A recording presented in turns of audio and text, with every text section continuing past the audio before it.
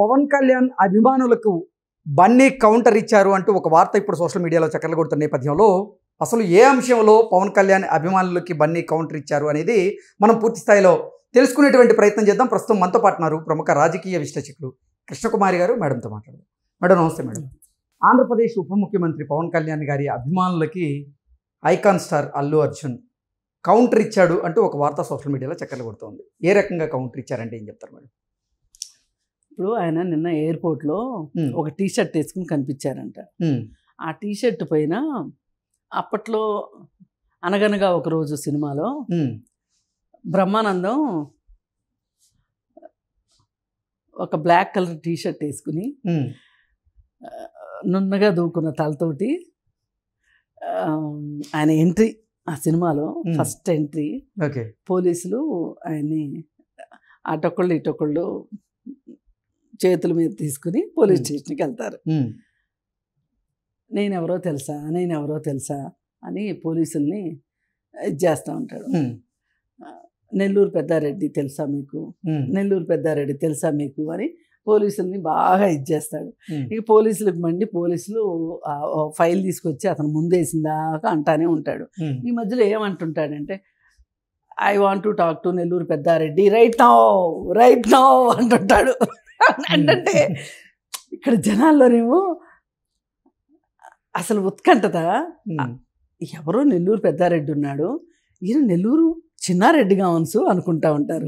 ఈలోపు ఏం చేస్తారంటే పోలీసులు, మరి రామ్ గోపాల్ వర్మ సినిమా కదా, మామూలు సినిమా కాదు అది ఫైల్ తీసేస్తే ఒక పోలీస్ స్టేషన్లో ఒక మామూలు పాత నేరస్తులు లిస్ట్ పెడతా ఉంటాడు.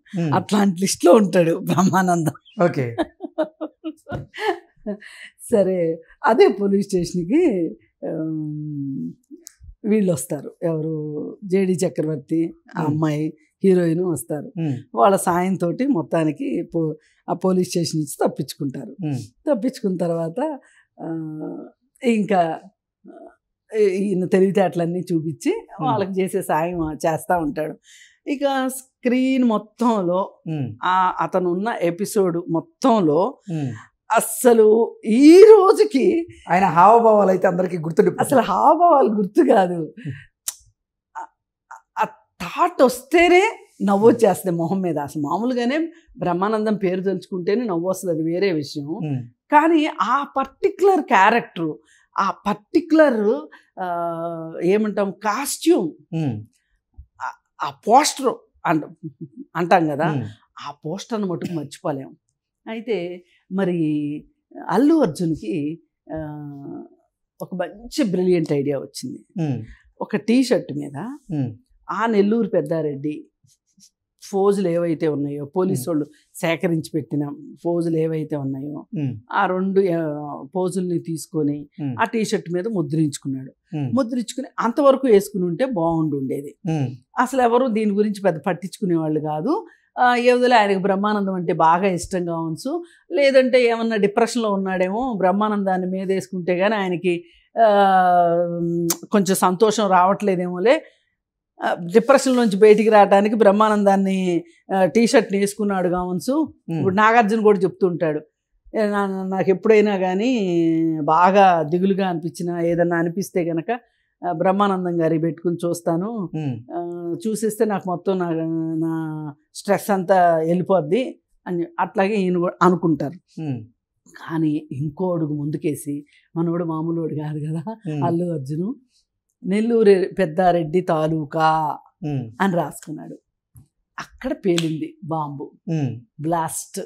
ఏంటంటే ఆ మధ్య బాగా అసలు పవన్ కళ్యాణ్ పిఠాపురం ఎమ్మెల్యే అయిన వెంటనే ప్రతి ఒక్కళ్ళు ఆ పార్టీలో, చిన్నోడి దగ్గర నుంచి పెద్దోడి దాకా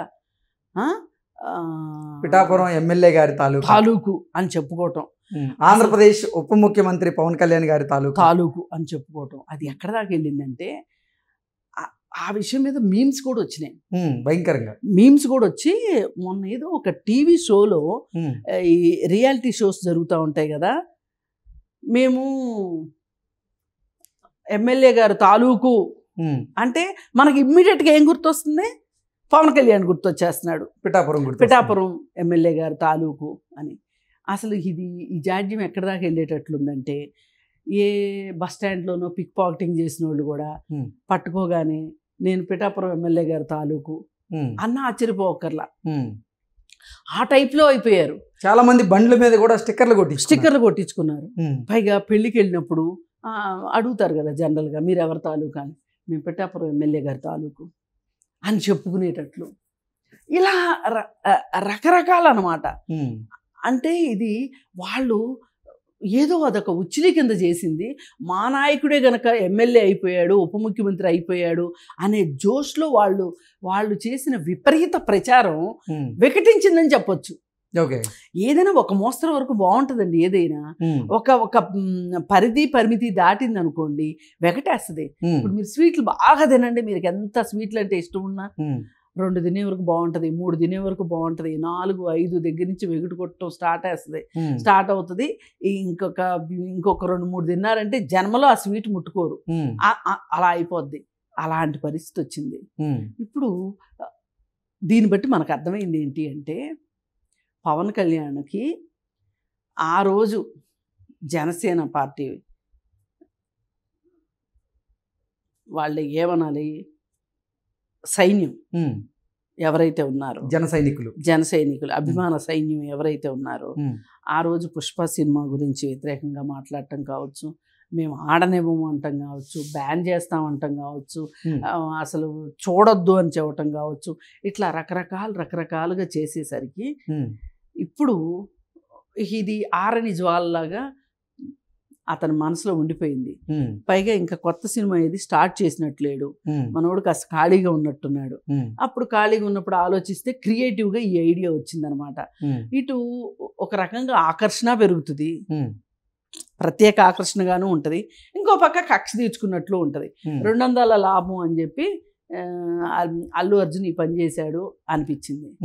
మళ్ళీ ఎలానూ చేస్తాడు. అల్లు అర్జున్ చాలా తెలివైనోడు.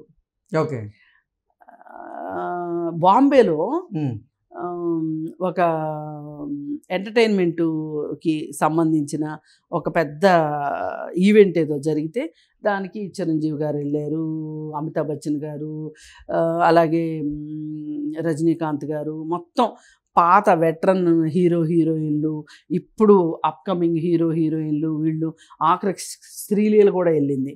మరి ఆవిడకి ఎవరు ఎంట్రీ పాస్ ఇప్పించారో కానీ మొత్తానికి అందరూ వెళ్ళారు.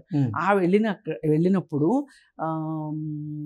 చిరంజీవి గారు ఎవరెవరి దగ్గర నుంచి స్ఫూర్తి పొందింది, నటన నేర్చుకుంది ఆయన చెప్పారు. అలాగే ఇంకొకళ్ళు అంటే ఎవరి అనుభవాలు వాళ్ళు చెప్పారు.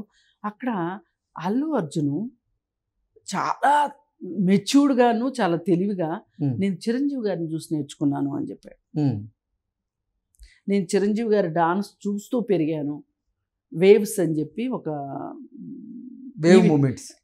ఈవెంట్ జరిగింది దానిలో అనమాట. చాలా తెలివిగా చెప్పాడు. అంటే ఇది చిరంజీవి అభిమానుల మనసులను తాగుతుంది. అది చిన్న విషయం ఏం కాదు. ఇప్పుడు ఇది మొత్తం మెగా ఫ్యామిలీ.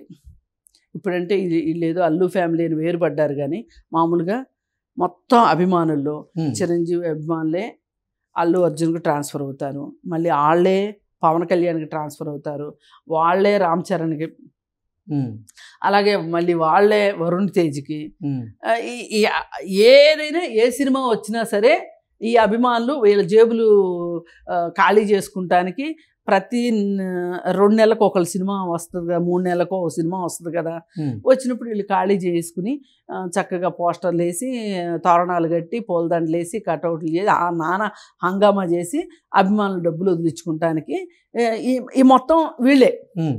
అందుకని ఆ బ్యాంక్ ఉంది చూసారా, ఆ బ్యాంకును పోగొట్టుకోవటం ఇష్టం లేక కొంత నిజం కూడా అది ఒక రకంగా చిరంజీవి డాన్స్ని 100% అనుసరించగలిగింది అల్లు అర్జునే, రామ్ చరణ్ కంటే కూడా. తర్వాత రామ్ చరణ్ ఇంప్రూవ్ చేసుకున్నాడు.